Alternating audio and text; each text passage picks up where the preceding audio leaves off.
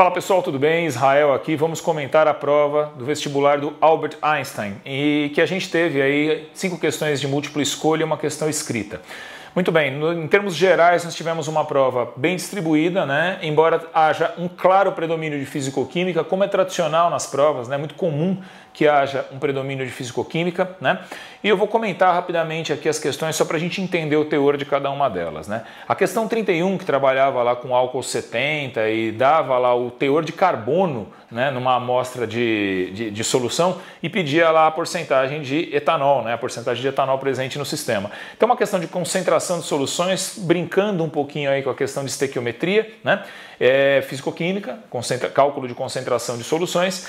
A questão 32, bem de química geral, química inorgânica, né? Te dava aqui algumas substâncias, adicionava-se ácido a essas substâncias e o candidato, a candidata tinha que entender que os sulfetos, na presença de ácidos fortes, vão formar sulfeto de hidrogênio, que é uma espécie gasosa, um clássico da química, uma reação típica com deslocamento de gás, muito comum, tá? A questão 33 trabalhava com a questão de com equilíbrios químicos, né? Físico-química de novo, princípio de Le Chatelier. Como a diminuição de temperatura afeta equilíbrios químicos em função da termia do processo. Eu tinha que sacar aqui que o processo era endotérmico e a partir daí tirava-se um monte de conclusões que levavam à resposta correta.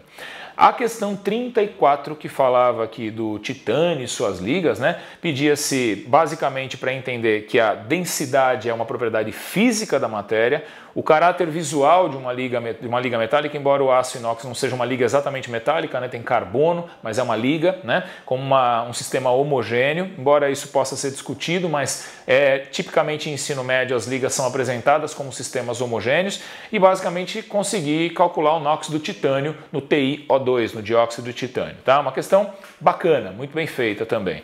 A questão 35 trabalhava basicamente quase como uma estequiometria envolvendo também termoquímica. Então, a partir do ΔH da reação, dava para se fazer alguns cálculos estequiométricos e, a partir disso, se chegar na energia necessária requerida para o processo. E aí, comentar rapidamente a questão escrita, que foi a questão 2, né? Como é tradicional nessas provas, a gente tem um item que pergunta um montão de coisas, um outro item que pergunta um montão de coisas. Então, é item A e B, mas a gente poderia pensar que isso aqui é itens A, B, C, D e por aí vai, né? A questão muito bacana, mostrando aí a estrutura da vitamina C e da vitamina D. No item A pedia-se basicamente a função orgânica, que era comum aí às duas estruturas, hidroxila ligada em carbono saturado, então a gente tinha álcool como função orgânica comum, né, oxigenada, e explique qual delas, né, qual vitamina tem maior temperatura de fusão. Aí você fala, poxa, como é que eu vou saber qual delas tem a maior temperatura de fusão? Lá em cima no texto falava-se que a vitamina lipossolúvel fundia a 85 graus Celsius e a hidrossolúvel apresentava 191 graus Celsius como temperatura de fusão. Então bastava você olhar para a vitamina C, perceber que ela é forrada de hidroxilas de grupos polarizadores, então ela era a vitamina hidrossolúvel e, portanto, a de maior temperatura de fusão. Então, não era para saber a temperatura de fusão a partir da estrutura, mas retirar essa informação a partir de um dado que foi dado no enunciado, tá bom? E aí, claro, saber hidrossolubilidade e lipossolubilidade em função da estrutura, isso sim, tá?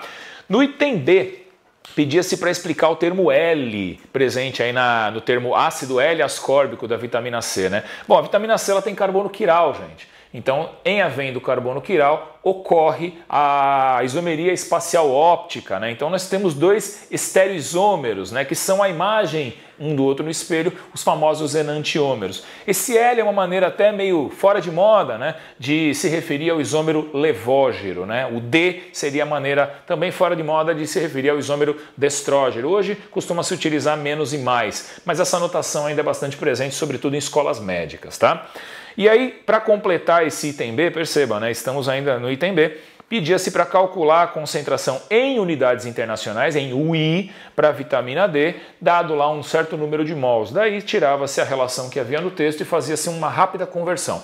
Uma questão muito legal, uma questão muito bem feita, muito bem elaborada, ampla, né, cobrou um monte de coisas, embora tenha itens A e B, eles perguntaram um monte de coisas em cada item e conseguiram espalhar bastante a informação. Como sempre, a gente espera que vocês tenham tido um excelente resultado, o melhor possível, tá? A gente se vê em breve e a gente está com você sempre, não esqueça disso. Boas provas, bons estudos. Tchau!